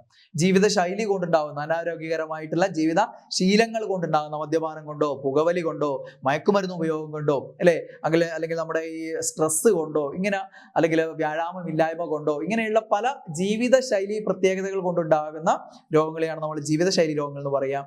അവിടെ ഈ ഒരു ടേബിൾ വളരെ ഇമ്പോർട്ടൻ്റ് ആണ്. പാഠപുസ്തകത്തിൽ കൊടുത്തിരിക്കുന്ന ഈ സാധനം സ്ഥിരം മാറി മാറി വരാറുണ്ട്. ഇൻസുലിൻ നമുക്കറിയാം, ഒന്നുകിൽ ഇൻസുലിന്റെ കുറവ് കൊണ്ടായിരിക്കും, അല്ലെങ്കിൽ പ്രവർത്തന വൈകല്യം കൊണ്ടായിരിക്കും. അതായത് ടൈപ്പ് 1ഉം ടൈപ്പ് 2 ഉണ്ട്, നമ്മൾ വിശദമായിട്ട് പഠിക്കും. അത് വളരെ ഇമ്പോർട്ടൻ്റ് ആണ്. അപ്പോൾ പ്രമേഹം എന്താണ്? ഇവിടെ ജീവിതശൈലി രോഗങ്ങൾ കൊടുത്തിട്ടുണ്ട്, പക്ഷെ അതിൽ ടൈപ്പ് 1ഉം ടൈപ്പ് 2 ഉണ്ട്. അത് വിശദമായിട്ട് നമ്മൾ പഠിക്കുന്ന സമയത്ത് പറയാം. അപ്പോൾ പൊതുവെ പറയുമ്പോൾ പ്രമേഹം ഒരു ജീവിതശൈലി രോഗത്തിന് ഉദാഹരണമായിട്ട് മനസ്സിലുണ്ടായേക്കുക. പിന്നെ ഫാറ്റി ലിവർ, കരളിൽ കൊഴുപ്പടിഞ്ഞു കൂടുന്ന അവസ്ഥയാണെന്ത്? ഫാറ്റി ലിവർ എന്ന് പറയുന്നത് അനാരോഗ്യകരമായിട്ടുള്ള ഭക്ഷണശീലം കൊണ്ടും ഇതുകൊണ്ടൊക്കെ വരാറുണ്ട്. അതേപോലെ മദ്യപാനം കൊണ്ട് വരാറുണ്ട്. അതേപോലെ തന്നെ നോൺ ആൽക്കഹോളിക് ഫാറ്റി ലിവറും ഉണ്ട് കേട്ടോ. ഓക്കെ, ദെൻ പക്ഷാഘാതം അഥവാ സ്ട്രോക്ക്, മസ്തിഷ്കത്തിലെ രക്തക്കുഴലുകൾ പൊട്ടുന്നത് കൊണ്ട് അല്ലെങ്കിൽ എന്താണ് അവിടെ ക്ലോട്ട് വന്നത് കൊണ്ട് രക്തപ്രവാഹം തടസ്സപ്പെടുന്ന അവസ്ഥയാണ്. അങ്ങനെ ഉണ്ടാവുന്നതാണെന്ത് പക്ഷാഘാതം എന്ന് പറയുന്നത്. രക്തക്കുഴലുകൾ പൊട്ടുന്നത് കൊണ്ടോ അല്ലെങ്കിൽ അവിടെ രക്തക്കുഴലിൽ കട്ടകൾ രൂപപ്പെട്ട് രക്തപ്രവാഹം തടസ്സപ്പെടുന്നത് കൊണ്ടോ എന്തുണ്ടാവാം? സ്ട്രോക്ക് ഉണ്ടാവാം. ദെൻ അമിത രക്തസമ്മർദ്ദം, ഹൈപ്പർ ടെൻഷൻ ആണ്. ഹൈപ്പർ ടെൻഷൻ രക്തധമനികളിൽ കൊഴുപ്പടിഞ്ഞുകൂടി അവിടെ വ്യാസം കൂടുകയാണ്. അങ്ങനെ രക്തപ്രവാഹത്തിന് ബുദ്ധിമുട്ടുണ്ടാകുന്ന അവസ്ഥയാണ്. അതാണെന്ത്? അമിത രക്തസമ്മർദ്ദം എന്ന് പറയുന്നത്. ഇതൊക്കെ എന്താണ്? അനാരോഗ്യകരമായിട്ടുള്ള ജീവിതശൈലി കൊണ്ടാണ്, പൊണ്ണത്തടി കൊണ്ടൊക്കെ ഇങ്ങനെയുള്ള പ്രശ്നങ്ങൾ ഉണ്ടാവാം. ദെൻ ഹൃദയാഘാതം. ഓക്കെ, ഹൃദയത്തിലേക്ക് രക്തം എത്തിക്കുന്നത് കൊറോണറി ധമനികളാണ്. ആ കൊറോണറി ധമനികളിൽ കൊഴുപ്പടിഞ്ഞുകൂടി രക്തപ്രവാഹം തടസ്സപ്പെടുന്ന അവസ്ഥയാണെന്ത്? ഹൃദയാഘാതം എന്ന് പറയുന്നത്, ഹാർട്ട് അറ്റാക്ക് എന്ന് പറയുന്നത്. അപ്പൊ ഇതൊക്കെ ജീവിതശൈലി രോഗങ്ങൾ വരുന്നതാണ്. അതിലേറ്റവും പ്രധാനപ്പെട്ടതാണ് പ്രമേഹം. അതിനെക്കുറിച്ച് ഡീറ്റെയിൽ ആയിട്ട് നമ്മൾ പഠിക്കും. പിന്നെ ഇവിടെ പുകവലി കൊണ്ടുണ്ടാകുന്ന ചില ദൂഷ്യഫലങ്ങൾ കൊടുത്തിട്ടുണ്ട്. ഈ ടേബിൾ ഒന്ന് നോക്കി വെക്കാം. പുകവലി കൊണ്ട് ബ്രെയിൻ ഉണ്ടാവുന്ന പ്രശ്നങ്ങളാണ് പക്ഷാഘാതം അഥവാ സ്ട്രോക്ക്. പിന്നെ നിക്കോട്ടിൻ അഡിക്ഷൻ, നിക്കോട്ടിനോടുള്ള വിധേയത്വം, ഇത് ബ്രെയിനിനെ ബാധിക്കുന്നതാണ്. പക്ഷാഘാതവും അതേപോലെ നിക്കോട്ടിൻ അഡിക്ഷൻ. ദെൻ ഹൃദയത്തെ ബാധിക്കുന്നതാണ് എന്തൊക്കെ? ഉയർന്ന രക്തസമ്മർദ്ദം, അല്ലെ? ഹൈ BP, ഉയർന്ന രക്തസമ്മർദ്ദം. ദെൻ ധമനികളുടെ ഇലാസ്തികത നഷ്ടപ്പെടല്, പിന്നെ പ്രവർത്തനക്ഷമത കുറയല്. ഓക്കെ, ഇതൊക്കെ എന്താണ്? ഹൃദയത്തെ ബാധിക്കുന്നതാണ്. ദെൻ ലങ്സിനെ ബാധിക്കുന്നതാണ് എന്തൊക്കെ? ലങ് ക്യാൻസർ, ശ്വാസകോശ ക്യാൻസർ. ദെൻ ബ്രോങ്കൈറ്റിസ്, എംഫിസിമ, ഇതൊക്കെ എന്തിനെ ബാധിക്കുന്നതാണ്? ലങ്സിനെ ബാധിക്കുന്നതാണ്, ശ്വാസകോശത്തെ ബാധിക്കുന്ന രോഗങ്ങളാണ്. ശ്വാസകോശ ക്യാൻസർ, ബ്രോങ്കൈറ്റിസ്, എംഫിസിമ, ഇത് രണ്ടും ഇവിടെ സ്ഥിരം ചോദിക്കുന്നതാണ്. ലങ്സിനെ ബാധിക്കുന്നതാണ്, പുകവലിയുടെ ദൂഷ്യഫലങ്ങളിൽ വരുന്നതാണ്. ഓർത്തു വെക്കുക. ഓക്കെ, ഇനി ജീവിതശൈലി രോഗങ്ങളായിട്ട് ബന്ധപ്പെട്ടുള്ള വളരെ പ്രധാനപ്പെട്ട കുറച്ച് പോയിന്റുകളിലൂടെയാണ്. നമുക്കറിയാം പൊണ്ണത്തടി അഥവാ ഒബിസിറ്റി, അല്ലെ? ജീവിതശൈലി കൊണ്ട് ഉണ്ടാവുന്നതാണ്. പൊണ്ണത്തടി രോഗമായിട്ട് തന്നെ കണക്കാക്കാറുണ്ട്. ആ ഒരു പൊണ്ണത്തടി കൊണ്ട് തന്നെ മറ്റു പല രോഗങ്ങൾ വേറെയും വരാറുണ്ട്. ആരോഗ്യത്തെ ബാധിക്കുന്ന രീതിയിൽ വളരെയധികം കൊഴുപ്പ് നമ്മുടെ ശരീരത്തിൽ അടിഞ്ഞുകൂടുന്ന അവസ്ഥയാണെന്ത്? പൊണ്ണത്തടി അഥവാ ഒബിസിറ്റി എന്ന് പറയുന്നത്. ഹൃദ്രോഗങ്ങൾ, പലവിധ ഹൃദ്രോഗങ്ങൾക്കിടയാക്കാം, പക്ഷാഘാതം അഥവാ സ്ട്രോക്കിനിടയാക്കാം. ദെൻ ടൈപ്പ് 2 പ്രമേഹം എന്ന ജീവിതശൈലി രോഗത്തിനിടയാക്കാം, ഫാറ്റി ലിവറിനിടയാക്കാം, പിന്നെ പലതരത്തിലുള്ള ഹോർമോൺ ഇംബാലൻസിനിടയാക്കാം. ഇങ്ങനെ പല രീതിയിൽ പൊണ്ണത്തടി നമ്മളെ ബാധിക്കാറുണ്ട്. ഓക്കെ, ദെൻ നേരത്തെ പറഞ്ഞാണ് ഹൃദയാഘാതം എന്താണെന്നുള്ളത്. അതൊന്നുകൂടെ ഇവിടെ കൊടുത്തിരിക്കുന്ന അത്രയേ ഉള്ളൂ. നമ്മൾ അവിടെ ടേബിളിൽ പഠിച്ചാണ്. ഹൃദയത്തിലേക്ക് രക്തം എത്തിക്കുന്ന കൊറോണറി ധമനികളിൽ കൊഴുപ്പടിഞ്ഞുകൂടി രക്തപ്രവാഹം തടസ്സപ്പെടുന്ന അവസ്ഥയാണ് ഹൃദയാഘാതം എന്ന് പറഞ്ഞു. Then atherosclerosis. ഇതാണ് അതിറോസ്ക്ലിറോസിസ്. സ്ക്ലിറോസിസ് അല്ലെങ്കിൽ ആർട്ടീരിയോസ്ക്ലിറോസിസ് എന്ന് പറയും. അതിറോസ്ക്ലിറോസിസ് അല്ലെങ്കിൽ ആർട്ടീരിയോസ്ക്ലിറോസിസ് പറഞ്ഞാൽ എന്താണ്? ഹൃദയത്തിലേക്കുള്ള രക്തക്കുഴലുകളിൽ കൊഴുപ്പടിഞ്ഞു കൂടുന്നതിന്റെ ഫലമായിട്ട് അവയുടെ വ്യാസം എന്ത് ചെയ്യും? കുറഞ്ഞു വരും. അങ്ങനെ രക്തപ്രവാഹം തടസ്സപ്പെടും. അതിലൂടെയുള്ള രക്തപ്രവാഹം കുറഞ്ഞു വരും. ആ അവസ്ഥയാണെന്ന് പറയാം നമ്മൾ അതിറോസ്ക്ലിറോസിസ് എന്ന് പറയാം. ഓക്കെ, അതിറോസ്ക്ലിറോസിസ് അല്ലെങ്കിൽ ആർട്ടീരിയോസ്ക്ലിറോസിസ് എന്ന് പറയും. ഓക്കെ, ദെൻ നമ്മുടെ പ്രമേഹം ആയിട്ട് ബന്ധപ്പെട്ട് ഞാൻ പറഞ്ഞു വളരെ ഇമ്പോർട്ടൻ്റ് ആണ് ജീവിതശൈലി രോഗത്തിൽ. അപ്പോൾ അതുമായിട്ട് ബന്ധപ്പെട്ടുള്ള വളരെ ഇമ്പോർട്ടൻ്റ് ആയിട്ടുള്ള കുറച്ച് പോയിന്റ്സുകൾ നിർബന്ധമായിട്ട് പഠിച്ചു വെക്കേണ്ടതാണ്. നമുക്കറിയാം നവംബർ 14 പ്രമേഹ ദിനമായിട്ട് ആചരിക്കുന്നത് എല്ലാവർക്കും അറിയാം. നീലവൃത്തം, സാർവത്രിക ചിഹ്നം, പ്രമേഹത്തിന്റെ ആ ഒരു ഐക്യദാർഢ്യം സൂചിപ്പിക്കുന്ന എന്താണ്? യൂണിവേഴ്സൽ സിമ്പിൾ ആയിട്ട് ഉപയോഗിക്കുന്നതാണെന്ത്? നീലവൃത്തം എന്ന് പറയുന്നത്. ദെൻ ടൈപ്പ് 1 പ്രമേഹമുണ്ട്, ടൈപ്പ് 2 പ്രമേഹമുണ്ട്. ടൈപ്പ് 1 പ്രമേഹം എന്ന് പറയുന്നത് ഇൻസുലിൻ ഉൽപ്പാദിപ്പിക്കാൻ നമ്മുടെ ശരീരത്തിന് കഴിയാത്തത് മൂലം ഉണ്ടാകുന്നതാണ്. ആവശ്യത്തിനുള്ള ഇൻസുലിൻ ഉൽപ്പാദനം ഇല്ലാത്തത് കൊണ്ടുണ്ടാകുന്നതാണ് ടൈപ്പ് 1 പ്രമേഹം എന്ന് പറയുന്നത്. ഇൻസുലിൻ ഉൽപ്പാദിപ്പിക്കുന്നത് ആരാന്ന് ചോദിച്ചാൽ നമുക്കറിയാം നമ്മുടെ ശരീരത്തില് പാൻക്രിയാസ് ഗ്രന്ഥിയാണ്, അല്ലെ? പാൻക്രിയാസ് ഗ്രന്ഥി അഥവാ ആഗ്നേയ ഗ്രന്ഥിയാണ്. ആഗ്നേയ ഗ്രന്ഥിയിൽ ഐലറ്റ്സ് ഓഫ് ലാംഗർഹാൻസ് എന്നുള്ള കോശ സമൂഹം ഉണ്ട്. അതിൽ ആൽഫ സെൽസ് ഉണ്ട്, ബീറ്റ സെൽസ് ഉണ്ട്, അല്ലെ? ആൽഫ സെൽസ് ഗ്ലൂക്കഗോൺ ഉൽപ്പാദിപ്പിക്കും, ബീറ്റ സെൽസ് എന്ത് ചെയ്യും? ഇൻസുലിൻ ഉൽപ്പാദിപ്പിക്കും. അപ്പൊ ഇൻസുലിൻ ഉൽപ്പാദിപ്പിക്കാൻ ശരീരത്തിന് കഴിയാത്തത് മൂലം, അളവ് കുറയുന്നത് മൂലം ഉണ്ടാകുന്ന അവസ്ഥയാണ് ടൈപ്പ് 1 പ്രമേഹം എന്ന് പറയുന്നത്. ദെൻ ടൈപ്പ് 2 എന്ന് പറയുന്നത് എന്താണ്? ആവശ്യത്തിന് ഇൻസുലിനൊക്കെ ഉൽപ്പാദിപ്പിക്കപ്പെടുന്നുണ്ടാവും. പക്ഷെ ആ ഇൻസുലിനെ വേണ്ട രീതിയിൽ ഉപയോഗിക്കാൻ നമ്മുടെ ശരീരത്തിന് കഴിയില്ല. പൊണ്ണത്തടി പോലെയുള്ള പ്രശ്നങ്ങൾ കാരണം ശരീരത്തിൽ ഇൻസുലിന്റെ ആഗിരണം നടക്കാത്ത വിഷയമാണ്. അതാണ് ടൈപ്പ് 2 പ്രമേഹം എന്ന് പറയുന്നത്. അതൊരു ജീവിതശൈലി രോഗമാണ്. ടൈപ്പ് 1 എന്താണ്? സ്വയം പ്രതിരോധ വൈകല്യമാണ്, ഓട്ടോ ഇമ്മ്യൂൺ ഡിസീസ് ആണ്. ഇത് വളരെ തവണ ചോദിച്ചിട്ടുള്ളതാണ്. ടൈപ്പ് 1 പ്രമേഹം എന്താണ്? ഓട്ടോ ഇമ്മ്യൂൺ ഡിസീസ് ആണ്. ശരീരത്തിന് ആവശ്യമായ ഇൻസുലിൻ ഉൽപ്പാദിപ്പിക്കാൻ പറ്റുന്നില്ല. എന്തുകൊണ്ടാണ്? ഈ ഇൻസുലിൻ ഉൽപ്പാദിപ്പിക്കുന്ന ബീറ്റാ കോശങ്ങൾ നശിച്ചു പോവുകയാണ്. അതെങ്ങനെയാണ് നശിച്ചു പോകുന്നത്? നമ്മുടെ ശരീരം തന്നെ അതിനെ നശിപ്പിക്കുകയാണ്. നമ്മുടെ ശരീരം തന്നെ നമ്മുടെ ശരീരത്തിലെ ഭാഗങ്ങൾ നശിപ്പിച്ചുകൊണ്ട് ഉണ്ടാക്കുന്ന രോഗങ്ങളെയാണ് നമ്മൾ എന്ത് വിളിക്കുക? ഓട്ടോ ഇമ്മ്യൂൺ ഡിസീസ് എന്ന് പറയുക. അപ്പൊ സ്വയം പ്രതിരോധ വൈകല്യത്തിന് ഉദാഹരണമാണ് എന്ത്? ടൈപ്പ് 1 പ്രമേഹം. അല്ലേ? നമ്മുടെ ശരീരത്തിലെ ടി ലിംഫോസൈറ്റുകൾ എന്ത് ചെയ്യാണ്? ബീറ്റാ സെൽസിനെ നശിപ്പിക്കുകയാണ്. അങ്ങനെ ഇൻസുലിൻ ഉൽപാദനം കുറയുകയാണ്. അതുകൊണ്ട് ഇതിനെ ഇൻസുലിൻ ആശ്രിത പ്രമേഹം, ഇൻസുലിൻ ഡിപ്പെൻഡന്റ് ഡയബറ്റീസ് എന്ന് വിളിക്കും. അല്ലെങ്കിൽ ജുവനൈൽ ഡയബറ്റീസ് കുട്ടികളിൽ കൂടുതലായിട്ട് ഉണ്ടാകുന്നതുകൊണ്ട് ജുവനൈൽ ഡയബറ്റീസ് എന്ന് വിളിക്കും. ഇൻസുലിൻ ഡിപ്പെൻഡന്റ്, ഇൻസുലിൻ ആശ്രിത പ്രമേഹം എന്നും ജുവനൈൽ ഡയബറ്റീസ് എന്നും അറിയപ്പെടുന്നത് ഏതാണ്? ടൈപ്പ് 1 പ്രമേഹമാണ്. ഇനി ടൈപ്പ് 2 പ്രമേഹത്തിന്റെ പ്രത്യേകത എന്താണെന്ന് പറഞ്ഞത്? ഇൻസുലിൻ ആവശ്യത്തിന് ഉൽപ്പാദിപ്പിക്കുന്നുണ്ടാവും, പക്ഷെ ഇത് ഉപയോഗിക്കേണ്ട ലക്ഷ്യകോശങ്ങൾക്ക് എന്ത് ചെയ്യുന്നില്ല? ഇൻസുലിനെ ഉപയോഗിക്കാൻ പറ്റുന്നില്ല, സ്വീകരിക്കാൻ പറ്റുന്നില്ല, ഉപയോഗിക്കാൻ പറ്റുന്നില്ല. ആ അവസ്ഥയാണെന്ത്? ടൈപ്പ് 2 പ്രമേഹം എന്ന് പറയുന്നത്. അപ്പൊ അവിടെ ഇൻസുലിന്റെ കുറവില്ല, മനസ്സിലായില്ലേ? അപ്പൊ എന്താണ്? ഇൻസുലിൻ ആവശ്യത്തിനുണ്ട്, പക്ഷെ ഇൻസുലിനെ ഉപയോഗിക്കാൻ പറ്റാത്ത അവസ്ഥയാണ്. അതുകൊണ്ട് ഇൻസുലിൻ റെസിസ്റ്റന്റ് പ്രമേഹം എന്നാണ് ഇത് അറിയപ്പെടുക. ഇൻസുലിൻ പ്രതിരോധ പ്രമേഹം. ഓക്കെ, മറ്റേതെന്താ? ഇൻസുലിൻ ആശ്രിത പ്രമേഹം. ഇതെന്താണ്? ടൈപ്പ് 2 ഇൻസുലിൻ പ്രതിരോധ പ്രമേഹം അഥവാ ഇൻസുലിൻ റെസിസ്റ്റന്റ് ഡയബറ്റീസ് എന്ന് പറയും. ടൈപ്പ് 2 പ്രമേഹം. ഇതെന്തിന് ഉദാഹരണമാണ്? ഒരു ജീവിതശൈലി രോഗമായിട്ട് കണക്കാക്കാം. പൊണ്ണത്തടി കൊണ്ട്, അല്ലെ, ജീവിതശൈലി കൊണ്ട്, വ്യായാമക്കുറവ് കൊണ്ടൊക്കെ ടൈപ്പ് 2 ഡയബറ്റീസ് ഉണ്ടാക്കാം. പൊണ്ണത്തടിയും അതേപോലെ തന്നെ ജീൻ തകരാറ് കൊണ്ടും എന്തുണ്ടാവാറുണ്ട്? ടൈപ്പ് 2 പ്രമേഹം ഉണ്ടാവാറുണ്ട്. ഒരു പരിധിവരെ ജീൻ തകരാറ് കൊണ്ടും ടൈപ്പ് 2 പ്രമേഹം ഉണ്ടാവാറുണ്ട്. ആ പോയിന്റ് കൂടെ ഇവിടെ ഓർത്ത് വെക്കുക. ഇൻസുലിൻ പ്രതിരോധ പ്രമേഹം, അതാണ് ഞാൻ നേരത്തെ പറഞ്ഞത്. ഇൻസുലിൻ റെസിസ്റ്റന്റ് പ്രമേഹം എന്നറിയപ്പെടുന്ന ഏതാണ്? ടൈപ്പ് 2 ഡയബറ്റീസ് ആണ്, ജീവിതശൈലി രോഗമാണ്. ടൈപ്പ് 1 എന്താണ്? ഓട്ടോ ഇമ്മ്യൂൺ ഡിസീസ് ആണ്. വളരെ പ്രധാനപ്പെട്ട പോയിന്റ്സ്. ദെൻ ഇവിടെ സ്റ്റേറ്റ്മെന്റ് ടൈപ്പ് ചോദ്യങ്ങളൊക്കെയാണ് വരുന്നതെങ്കിൽ അവിടെ പ്രമേഹമായിട്ട് ബന്ധപ്പെട്ട ചോദ്യങ്ങൾ വരുമ്പോൾ ചില പോയിന്റുകൾ, ഇത്തരം ചില പോയിന്റുകൾ കൂടെ ഉണ്ടാവാറുണ്ട്. പ്രമേഹം കൊണ്ടുണ്ടാകുന്ന ആരോഗ്യ പ്രശ്നങ്ങൾ, അത് സംബന്ധിച്ചുണ്ടാകുന്ന കുറെ പ്രശ്നങ്ങളാണ്. ഒന്ന്, ഡയബറ്റിക് ന്യൂറോപ്പതി, അതായത് പ്രമേഹം എന്തിനെ ബാധിക്കും? നാഡികളെ ബാധിക്കും. അങ്ങനെ പ്രമേഹം കൊണ്ടുണ്ടാകുന്ന നാഡികൾക്ക് ഉണ്ടാകുന്ന തകരാറാണ് ഡയബറ്റിക് ന്യൂറോപ്പതി. ന്യൂറോളജി അറിയാലോ, നാഡികളെ കുറിച്ചുള്ള പഠനം. ദെൻ ഡയബറ്റിക് റെറ്റിനോപ്പതി, റെറ്റിന കണ്ണ്, അപ്പൊ കണ്ണിന്റെയാണ് ബാധിക്കുക, അല്ലെ? അപ്പം പ്രമേഹം ബാധിച്ചു കഴിഞ്ഞാൽ കണ്ണിലെ രക്തക്കൊലുകൾക്ക് തകരാറുണ്ടാവുകയും അങ്ങനെ കാഴ്ചക്കുറവുണ്ടാവുകയും പ്രശ്നങ്ങൾ ഉണ്ടാവുകയും ചെയ്യുന്ന അവസ്ഥയിലേക്ക് നയിക്കും. അതാണ് ഡയബറ്റിക് റെറ്റിനോപ്പതി എന്ന് പറയുന്നത്. ഡയബറ്റിക് റെറ്റിനോപ്പതി കണ്ണിനെ ബാധിക്കുന്നത്. ദെൻ ഹൃദയാഘാതം, പക്ഷാഘാതം, ഇതിനെയൊക്കെയുള്ള സാധ്യത കൂട്ടും. പ്രമേഹം ഹൃദയാഘാതത്തിനും പക്ഷാഘാതത്തിനുള്ള സാധ്യത കൂട്ടുന്ന ഒരു രോഗമാണ്. ദെൻ അതേപോലെ ഗ്ലൈക്കോസൂറിയക്ക് ഇടയാക്കും. ഗ്ലൈക്കോസൂറിയ എന്ന് പറഞ്ഞാൽ ഗ്ലൂക്കോ, യൂറിയ, ഓർമ്മിക്കുക. മൂത്രത്തിലൂടെ ഗ്ലൂക്കോസ് നഷ്ടമാകുന്ന അവസ്ഥയാണ്. പ്രമേഹ രോഗികൾക്ക് മൂത്രത്തിലൂടെ സാധാരണയായി കൂടുതലായിട്ട് ഗ്ലൂക്കോസ് പുറന്തള്ളപ്പെടും. അതാണ് ഗ്ലൈക്കോസൂറിയ എന്ന് പറയുന്നത്. അതേപോലെ തന്നെ ഡയബറ്റിക് കീറ്റോ അസിഡോസിസ്, DKA. ശരീരത്തിന് ആവശ്യമായിട്ടുള്ള ഇൻസുലിൻ ലഭ്യമല്ലാതെ വരുന്ന സമയത്ത് ശരീരം എന്ത് ചെയ്യും? കീറ്റോൺ ബോഡികൾ കൂടുതലായിട്ട് ഉണ്ടാക്കും. ഈ അവസ്ഥയാണ് എന്ത് പറയുന്നത്? ഡയബറ്റിക് കീറ്റോ അസിഡോസിസ് എന്ന് പറയുന്നത്. കീറ്റോൺ ബോഡികൾ ഉൽപ്പാദിപ്പിക്കുന്ന അവസ്ഥയാണ്. ആ കീറ്റോണുകൾ മൂത്രത്തിലൂടെ പുറന്തള്ളപ്പെടുന്നതാണ് കീറ്റോനൂറിയ എന്ന് വിളിക്കുന്നത്. അപ്പൊ ഡയബറ്റിക് കീറ്റോ അസിഡോസിസ്, കീറ്റോനൂറിയ, ഇതൊക്കെ ഏത് രോഗവുമായി ബന്ധപ്പെട്ടിരിക്കുന്നു? പ്രമേഹവുമായി ബന്ധപ്പെട്ടിരിക്കുന്നു, ഓർത്ത് വെക്കുക. ദെൻ അതേപോലെ ഡയബറ്റിക് മാക്യുലാർ എഡിമ, പ്രമേഹം കാരണം കണ്ണിലെ മാക്യുലയുടെ ഭാഗത്ത് ദ്രവം അടിഞ്ഞുകൂടുന്ന അവസ്ഥയാണെന്ത്? ഡയബറ്റിക് മാക്യുലാർ എഡിമ എന്ന് പറയുന്നത്. അപ്പൊ ഇതൊക്കെ എന്തുമായി ബന്ധപ്പെട്ടിരിക്കുന്നു? പ്രമേഹവുമായി ബന്ധപ്പെട്ടതാണെന്ന് ഓർത്ത് വെക്കുക. ഓക്കെ, അപ്പൊ ഇത്രയും കാര്യങ്ങൾ ആ ഒരു ജീവിതശൈലി രോഗങ്ങൾ എന്നുള്ള ടോപ്പിക്കായിട്ട് ബന്ധപ്പെട്ട് അറിഞ്ഞിരിക്കുക.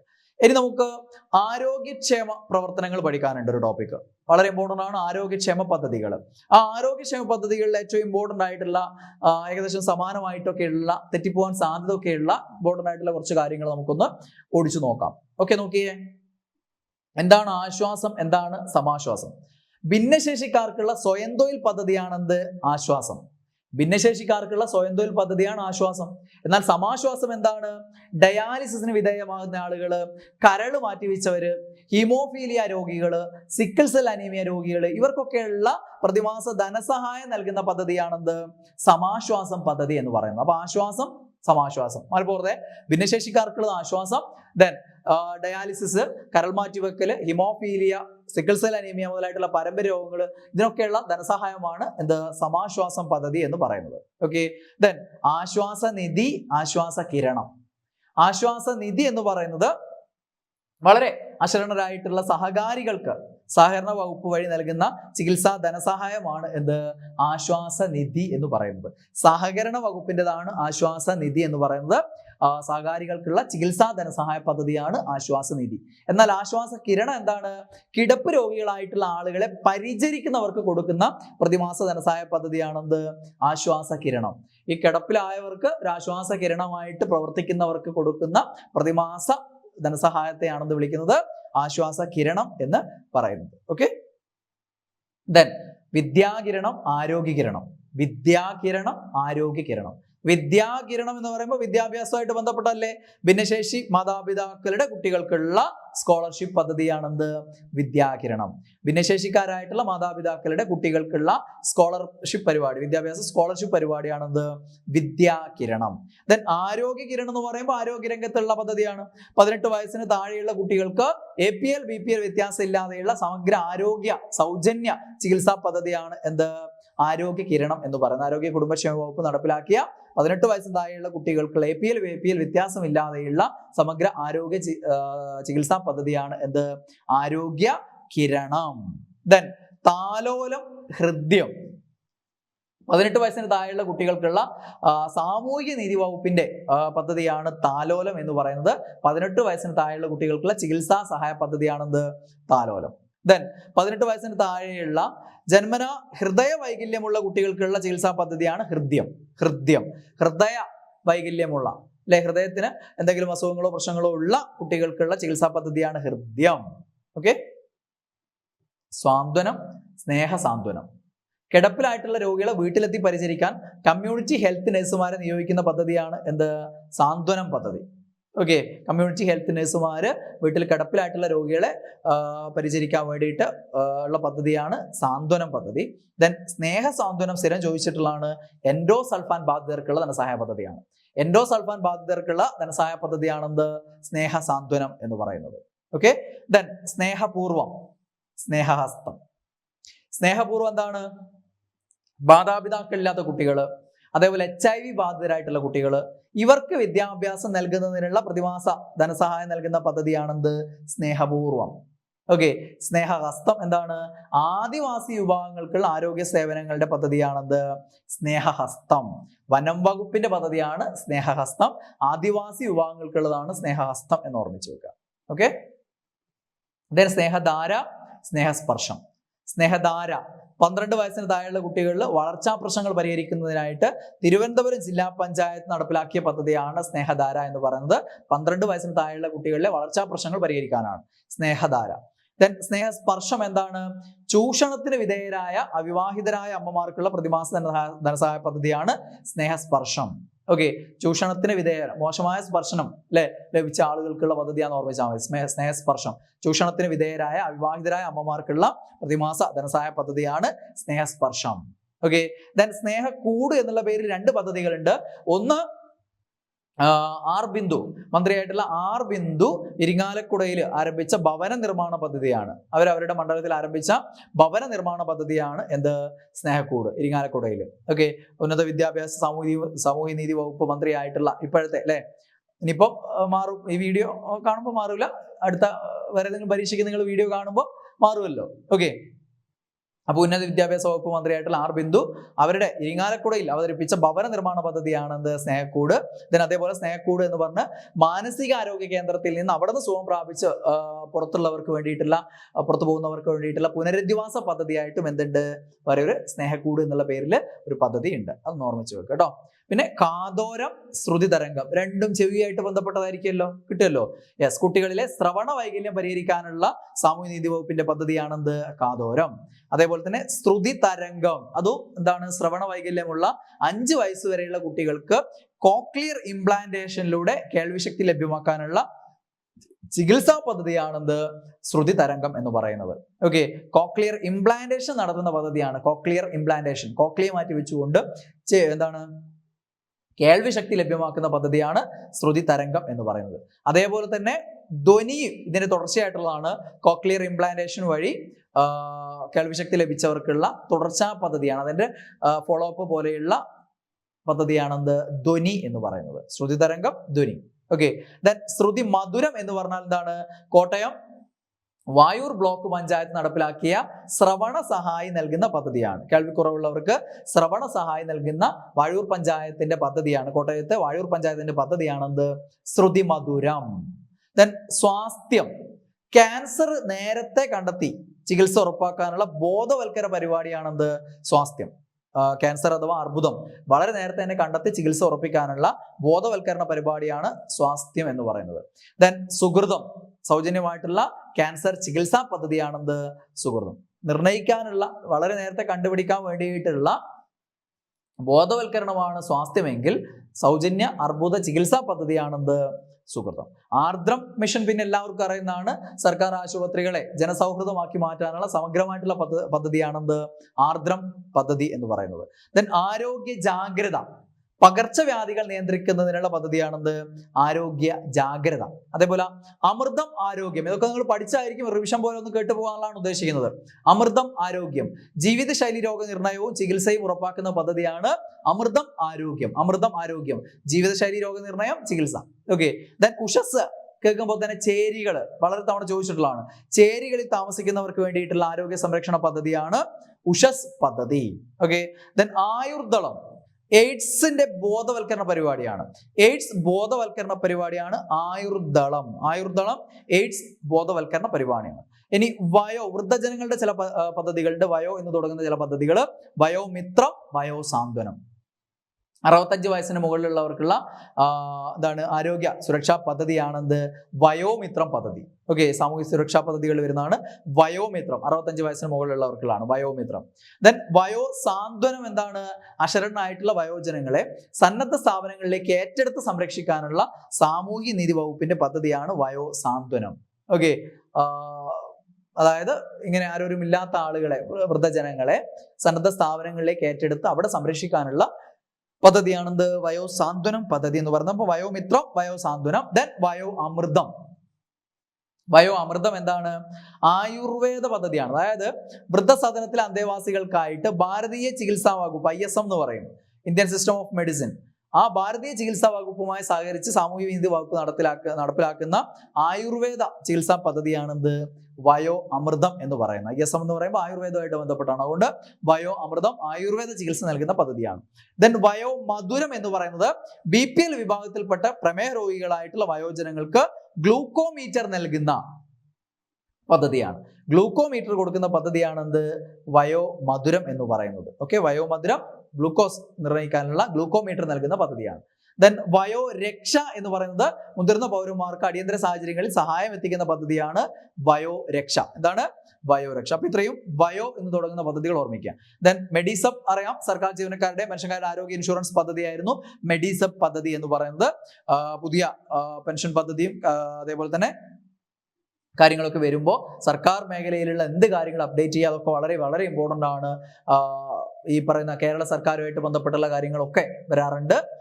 കറണ്ട് അഫേഴ്സ് എന്നുള്ള രീതിയിലും കേരള സർക്കാരുമായിട്ട് ബന്ധപ്പെട്ടുള്ള പദ്ധതികളും കാര്യങ്ങളാണ് കൂടുതലും പരീക്ഷയിൽ വരാറുള്ളത്. ഓക്കെ. ദെൻ ആവാസ്, ഇതര സംസ്ഥാന തൊഴിലാളികൾക്കുള്ള ആരോഗ്യ പരിരക്ഷ ഉറപ്പാക്കാനുള്ള പദ്ധതിയാണ് എന്ത്? ആവാസ് പദ്ധതി എന്ന് പറയുന്നത്. അപ്പൊ ഇത്രയും കാര്യങ്ങൾ ആരോഗ്യക്ഷേമ പദ്ധതികളായിട്ട് ബന്ധപ്പെട്ട് ഓർമ്മിച്ച് വെക്കുക. പിന്നെയുള്ള വലിയ ടോപ്പിക്കുകളാണെന്ന് ഹ്യൂമൻ ബോഡി. പലതവണ പല ടോപ്പിക്കുകൾ നമ്മൾ പരീക്ഷാക്കാലത്തും അല്ലാതെയൊക്കെ ആയിട്ട് നമ്മൾ ഡിസ്കസ് ചെയ്തിട്ടുള്ളതാണ്. നിങ്ങൾക്ക് യൂട്യൂബിൽ എൻ്റെ ക്ലാസ്സുകൾ അടിച്ചു നോക്കി നിങ്ങൾക്ക് കാണാൻ പറ്റും. ഹ്യൂമൻ ബോഡിയായിട്ട് ബന്ധപ്പെട്ടുള്ള പല ക്ലാസ്സുകൾ നിങ്ങൾക്ക് കാണാൻ പറ്റും. അതേപോലെ തന്നെ വലിയ ടോപ്പിക്കാണ് പരിസ്ഥിതിയും പരിസ്ഥിതി സംരക്ഷണവും. അതും മുൻപ് പലതവണ ക്ലാസ്സുകൾ ചെയ്തിട്ടുണ്ട്. അതുമായിട്ട് ബന്ധപ്പെട്ടുള്ള വിവിധ മേഖലകളിലുള്ള പ്രീവിയസ് ക്വസ്റ്റ്യൻ ഒക്കെ ഡിസ്കസ് ചെയ്യുന്ന രീതിയിൽ പല ക്ലാസ്സുകളും നമ്മൾ ഇവിടെ തന്നെ ചെയ്തിട്ടുണ്ട്. അപ്പോൾ അത്തരം ക്ലാസ്സുകളൊക്കെ ഒന്ന് കണ്ടു നോക്കുക.